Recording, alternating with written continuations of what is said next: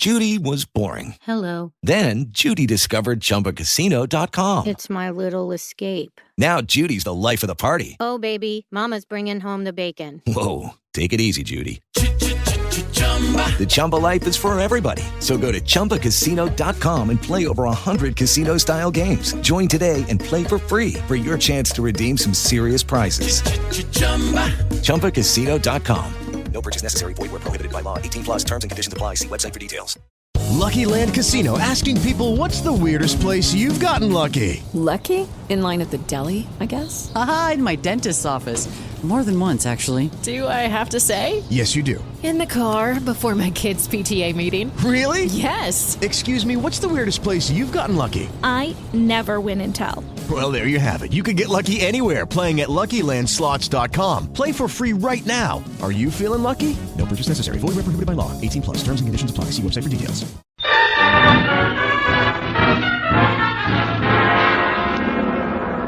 Vicks presents Dangerously Yours, a half hour of romance and adventure starring Victor Jory in God's Country and the Woman. You know, more and more millions of people are using Vicks Vatronol nose drops to relieve distress of head colds. Benefit by their experience. And now, Dangerously Yours. I am Adventure. In my name, men have traversed the highways, the byways, the skyways of the world. I am the fire that burns in the heart of youth, that makes men dream and dare and conquer. I am dangerously yours. Today, follow me to the great Canadian Northland. Meet one of the gallant adventurers of fiction, a two-fisted fighting man who steps from the pages of God's Country and the Woman.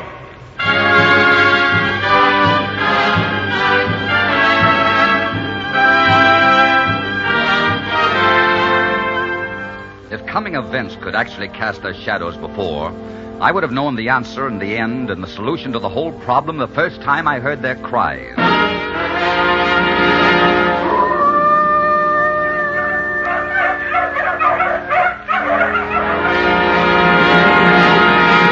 Yes, I would have known that the answer was there, square in the teeth of 40 Alaskan huskies, animals more wolf than dog, that were part of the threat and the wildness of God's country. Animals that knew but one authority, the girl of God's country, Josephine Adair. I met her late one summer afternoon. I was headed for Montreal after 18 months far above the Arctic Circle. I came around the bend of a lake, and there she was, Josephine Adair. Her copper-colored hair touched with sunlight, and behind her the birches, the blue sky, and the snow. And a phrase I had known all my life became rooted and full of meaning. No country is God's country without a woman. And here, without a bit of warning, was the one woman in the world for me. I knew it instantly. Well, say. Well, what in the world are you doing here? I thought you were someone else. Now, wait just a minute. Where are you going? What are you doing out here? I live across the lake. I'll have to go. No, please don't go. I've been looking for you for a long time. Looking for me? You mean you know who I am? Oh, no, I was speaking strictly from the heart. I've been up in the Arctic, and I'm just coming down. I haven't seen a white woman in 2 years, and so you can't blame me for being a bit enthusiastic, can you? No, perhaps not. Gosh, you're beautiful. I used to do a lot of thinking about a girl like you up there, but I never thought I'd find one. I think you'd say that to any woman you met right at this moment. I might, but I wouldn't say it to any woman.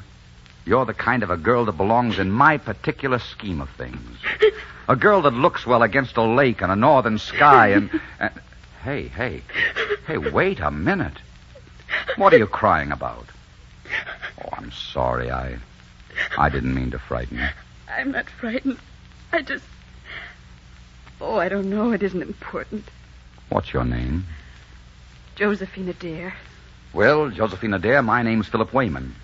Is something wrong? Is there anything I can do to help you? No. I thought for a moment that you might help me, but I can't ask you. I simply can't ask you. Why can't you ask me? Who do you want killed? Oh, look, I'd really like to help you. Maybe I can. What's the trouble? Tell me about it. I can't. I just can't. Oh, now listen, sister, it can't be anything that bad. It's hard to believe that a girl who looks as fine and honest as you, as fine as honest as you are, can be in too deep. But I am.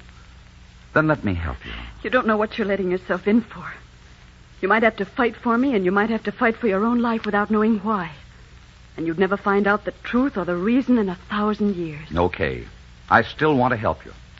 What do I do? What would you say if I asked you to become my husband for a month? A month? I'll take that on for a lifetime. No, seriously. I want you to come with me to my home. I want you to pretend to be my husband for 1 month. And at the end of that month, my problem will be solved. And then you must go away and never come back, and I'll tell all the people who have met you that you met your death in the forest. I think I'd rather marry you and live. That can never happen. All right, Josephine, you're a nice kid, and you're in trouble. And I always did have an eye for a lady in distress. I'm yours for a month. But you can't blame me for hoping that before the month is over, I can make you fall in love with me. If I did fall in love with you, it would still have to end in the same way. I'm telling you that very frankly and honestly. Are you still willing to help? Will you do it my way? Yes, I still want to help. And I'll do it your way. Look, there's a canoe cutting across the lake towards us. Friends of yours? Oh, it's Jean Croisset, my good friend. He's come for me. Please, will you leave me here alone? There are some things I must discuss with him. By tonight, I'll be ready to return home. Will you meet us here at moonrise? Yes. I'll be here.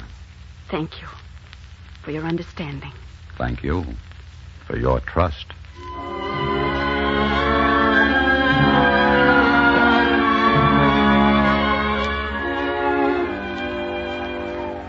Monsieur Wayman? Yes? I'm Jean Croisset.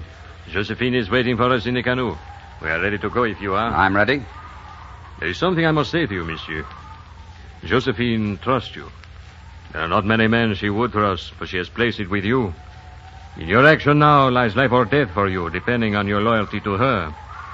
I warn you, you will be a man in the middle who will want to kill you. Yeah? There have been people who wanted to kill me before. I don't kill easy. Very well, monsieur. Come on.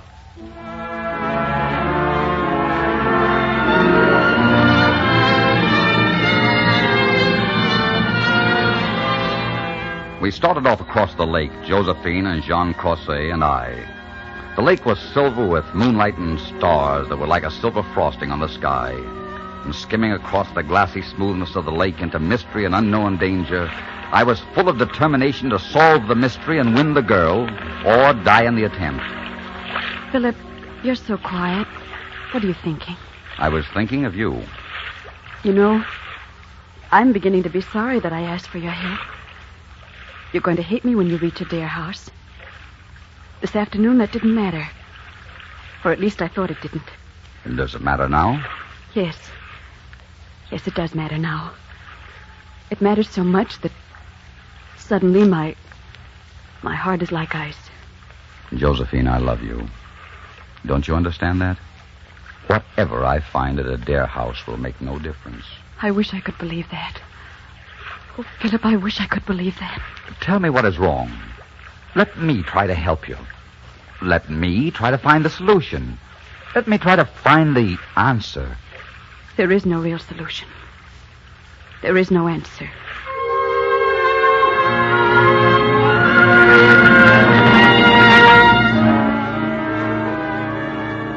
But the answer was there.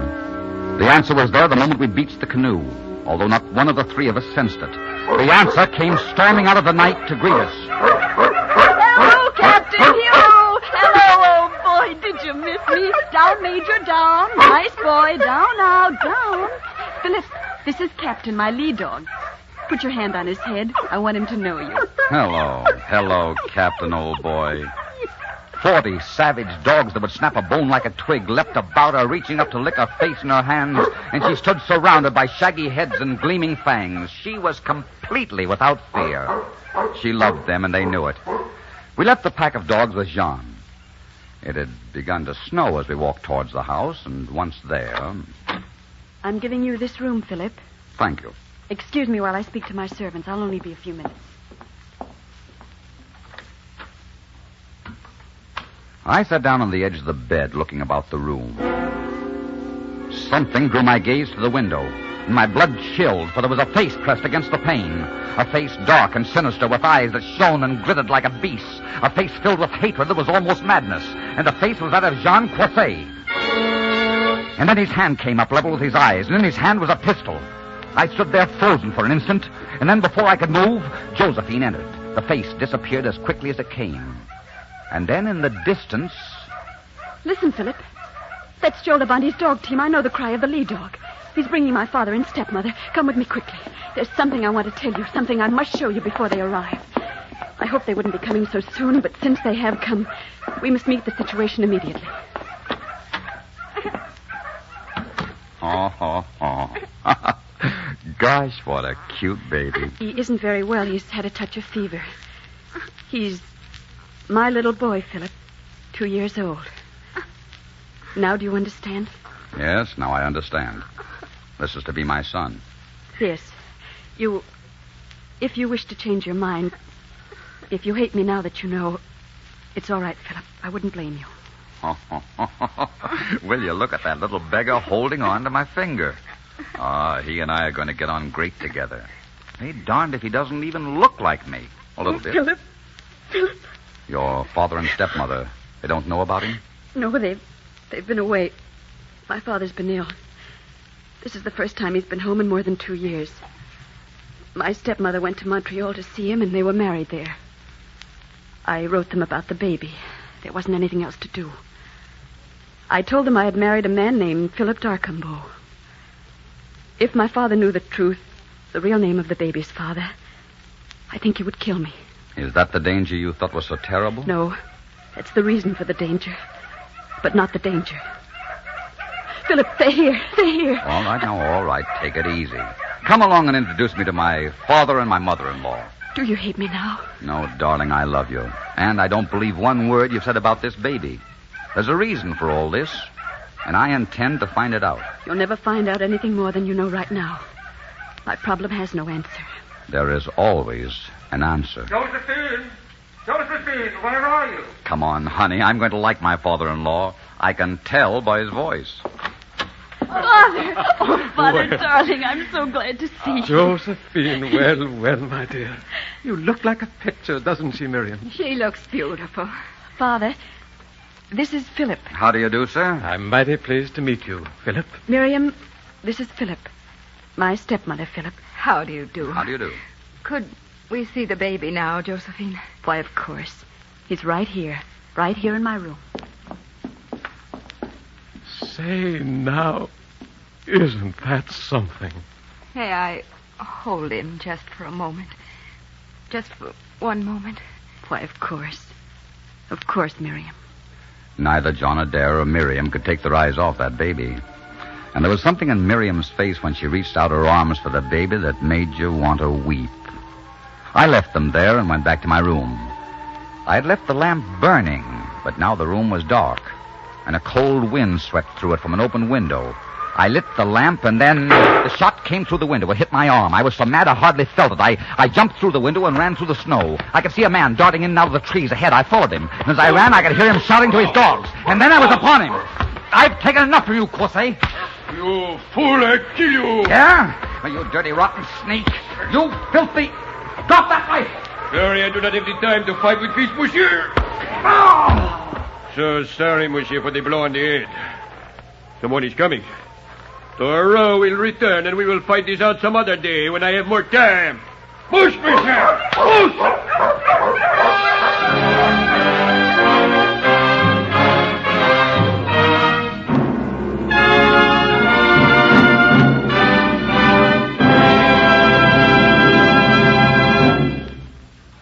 In just a moment, we will bring you the second act of God's Country and the Woman. Friends, here's some timely advice. Folks everywhere are sniffling and sneezing and catching summer colds that settle in the head and cause all-over misery. If you're unlucky enough to be one of them, remember there's one mighty effective way to relieve the sniffly and sneezy distress. That's with Vicks Vatronol. When you put a few drops of this specialized medication in each nostril, you can feel it start to work instantly, bringing relief right where trouble is. Vatronol is so good because it does three things in the nose. It soothes the irritation, it reduces swollen membranes, and it helps clear stuffy congestion. As a result, Vatronol makes breathing easier and brings you grand comfort. So remember, friends, when a summer head cold gives you the sniffles and sneezes, try Vatronol. Just follow the simple directions in the folder. Vicks Vatronol Nose Drops. And now, the second act of Dangerously Yours, starring Victor Jory in God's Country and the Woman.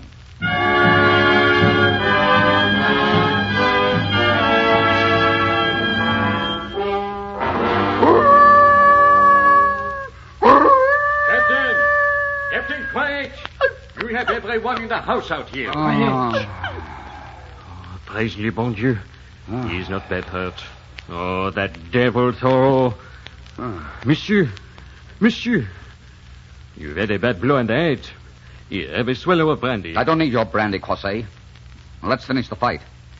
Fight, monsieur? Yes, you were ready to fight a moment ago. I was not fighting. I just found you. I hear Captain howling from the house. I come out to see what was the matter. I found you. You're a liar. I saw you looking through my window with a gun in your hand, and then you came back later and tried to kill me when I lit the lamp. But I have not been near your windows. I tell you, I saw you. One face looks very like another looking through the window in the dark. I tell you, I'll mistake. You must believe me. Yeah? Then who did shoot at me? Do you know? I think I know. Then tell me. I cannot tell you. If I did, it might mean ruin for everyone in the house. Because that there would go after the man. When you come face to face with him, it will bring the world crashing about his ears. Then I'll go after the man myself and kill him. No, not yet. Not yet. We have a gang to deal with, not just one man. I'm only interested in one man. The man that shot at me through the window. The father of that baby. Why do you say it is the father of the baby? I just feel it, that's all. I'm going after him and find out, and then I'm going to kill him. That's the only way to deal with a man like that. That's the only answer.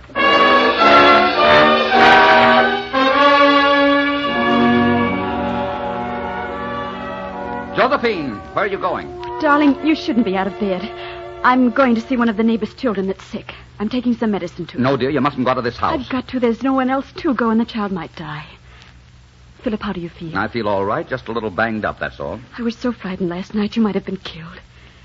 Philip, I've been thinking this over, and I've decided that you must leave. It isn't fair for me to endanger your life. No, you don't.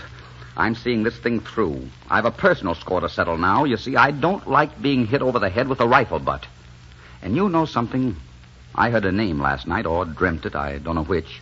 But it keeps going around and around inside my head, and that name was Thoreau. Thoreau? I see you know the name. Yes, I know the name. Who is he? He's the leader of a band of murderers and thieves. He's a terrible man, Philip. He's the baby's father, too, isn't he? I thought that was it. Do you love him? I despise him. Did you ever love him? No. Is that your baby, Josephine? I've told you that it is. I know, but I don't believe you. You agreed not to ask questions. You agreed to help me and go. I told you you'd never understand. No, but you're mistaken. I'm beginning to understand a lot of things, and before I'm through, I'll understand a good deal more. Philip, I don't want your help anymore. Please, will you go and let me fight this out alone? No, I will not. Then you'll be forcing me to go to Thoreau. That is ridiculous. It happens to be true. Josephine, who is the mother of that baby? Please, not so loud. Josephine, do you want your father to hear you? I'm sorry, Miriam. Philip, there's no point in continuing this discussion. You don't seem surprised at what I've been saying, Miriam. Miriam knows about the baby, Philip. I told her. In the name of heaven, is there anyone who doesn't know? John knows, Miriam knows, Thoreau knows. My father doesn't know. Oh. If he did know the truth, I think it would kill him. Yes, that's the whole point, isn't it? Your father. Your father must not know. You have a rather understanding father, Josephine. My father loathes Thoreau. He'd never understand for a moment. Why are you looking so frightened, Miriam? What's wrong?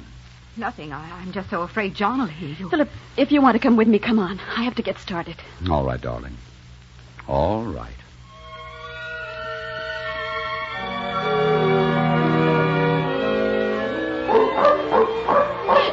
Oh, Philip, I'm all out of breath. Oh, we've been running for over a mile. Oh, we have to stop. Anyhow, there's a log across the road. Stop, Captain. Stop. Stop. It's a wonderful day, isn't it? The sun and the snow in the sky and you beside me. Say, if your name was not Josephine Adair, if it was Mary Smith and you had no problems, what would you say to me at this moment? I suppose I would say, I love you, Philip. But we'd better hurry home because the children will be hungry and I have to start dinner. And I'd say, I wonder if Johnny got in the jam again. Josephine, I was trying to be gay, but I just can't seem to manage it. Do you know how much I love you? Have you got any idea at all? I think I have. I know how much I love you. You've never said that before. Philip, I'm only saying it now because I know I'm never going to see you again. It seems only fair to tell you that I loved you the first moment I saw you. And I think I'll continue to love you as long as I live. What do you mean, you're never going to see me again? I've decided what to do, Philip. I think I've known all along that I had to do it, but somehow I kept fighting and hoping and praying. But now I know it isn't any use. Oh, Philip, if only I'd met you a long time ago. What are you going to do? I'm going to go to Thoreau. Oh, no, you're not. You're going to marry me. I'll never let you go now. Philip! Look out behind you! Well, Monsieur Span, Monsieur Decambeau, we meet again. Oh, do not bother to try anything. As you see, you are one man. Over there, you see, we are 30. Oh, pardon.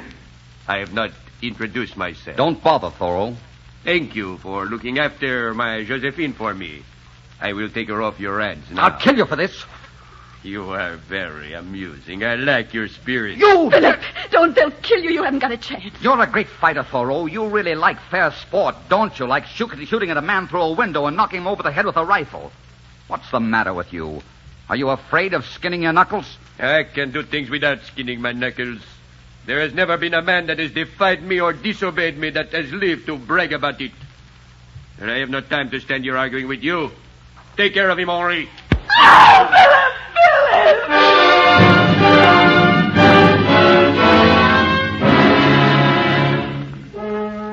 It was almost dark when I regained consciousness, and the sled was still beside me, but 2 of the dogs were dead, and 4 had evidently been cut loose because they were gone. I staggered to my feet, fighting nausea and blackness that kept sweeping up on me.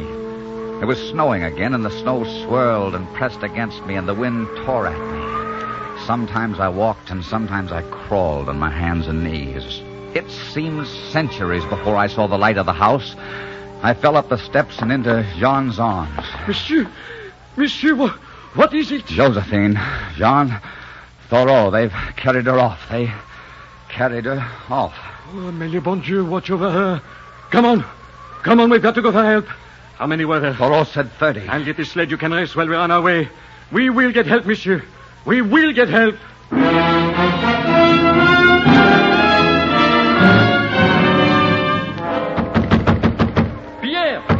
Pierre Caravel! Yes, Thoreau has carried off Josephine. Will you come with us? I will come at once.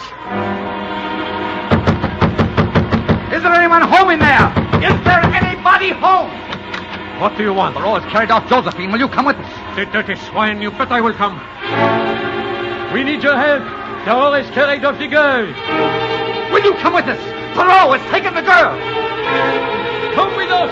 Thoreau, the girl.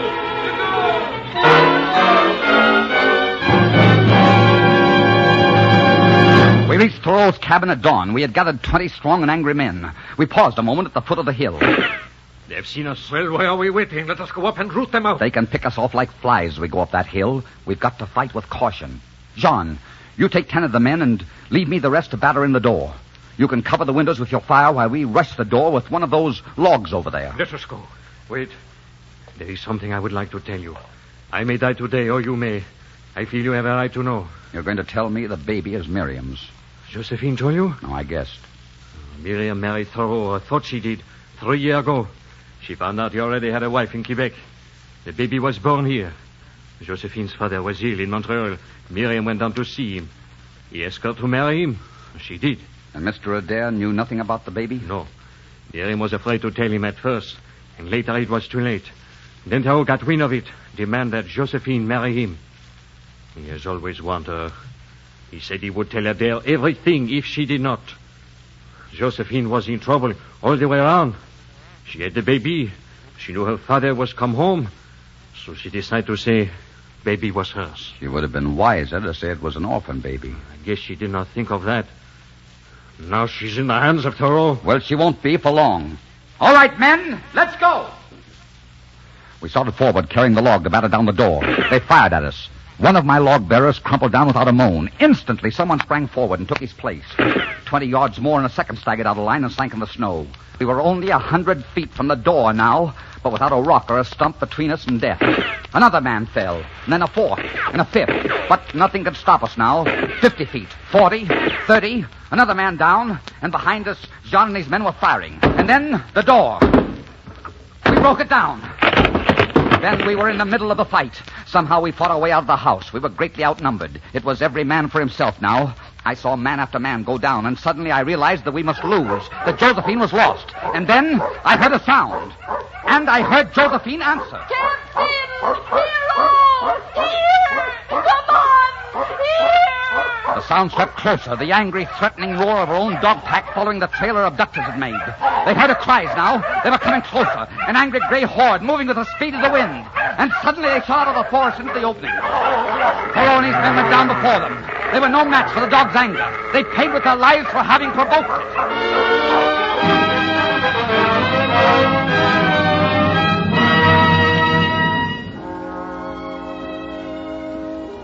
Well, you're free, Josephine. Yes. It was a terrible thing. But they were terrible men, and they had it coming for a long time. That thing you said I would never guess in 1,000 years. I've guessed it, Josephine. But you'll forget it? Yes, I'll forget it on one condition. Are you going to practice blackmail, too? Just once and then never again. I'll forget it if you'll marry me. You still want me? After all the grief and trouble I've caused you? I never stopped wanting you for a moment. I never will. You see, I want to stay up here and live the rest of my life. And I can't get a certain phrase out of my mind. Makes a lot of sense. What phrase is that? Something I remembered when I first saw you. No country is God's country without a woman. Will you marry me, Mrs. Darcumbo? Yes, Mr. Darcumbo. I'll marry you.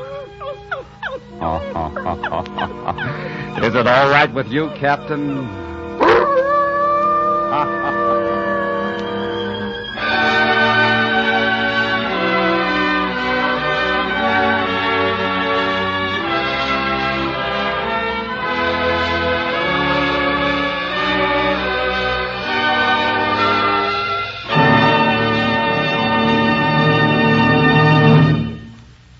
And now, a special message to the ladies. Of course, you want to feel and look as young and attractive as you should. But many women are needlessly throwing away their natural youthfulness simply because they fail to live sensibly and get enough certain indispensable vitamins and iron. Ladies, don't let that happen to you. Don't be guilty of throwing away your youthful charm. Just live sensibly and take Vitamins Plus once each day. Vitamins Plus gives you full protective amounts of all the certain indispensable vitamins and iron you must have to feel and look as young as you should. So be sure to make it your health charm routine. Vitamins Plus, just once each day. I am Adventure. Next week, meet a dashing, debonair French prince who masqueraded as a barber to find an honest Cinderella. Booth Tarkington's famous story, Monsieur Beaucaire. Until next week, then, I am dangerously yours.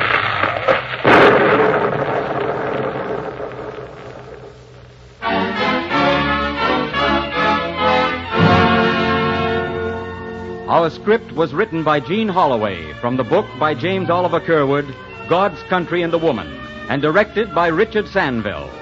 Music for the series is under the direction of Mark Warno. The part of Josephine was played by Claire Neeson. Be sure and listen in again next week when Vicks presents Dangerously Yours, starring Victor Jory.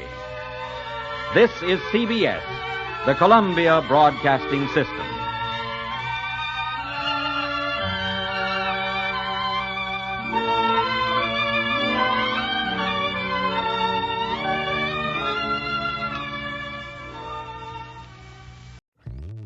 Hello, Saver.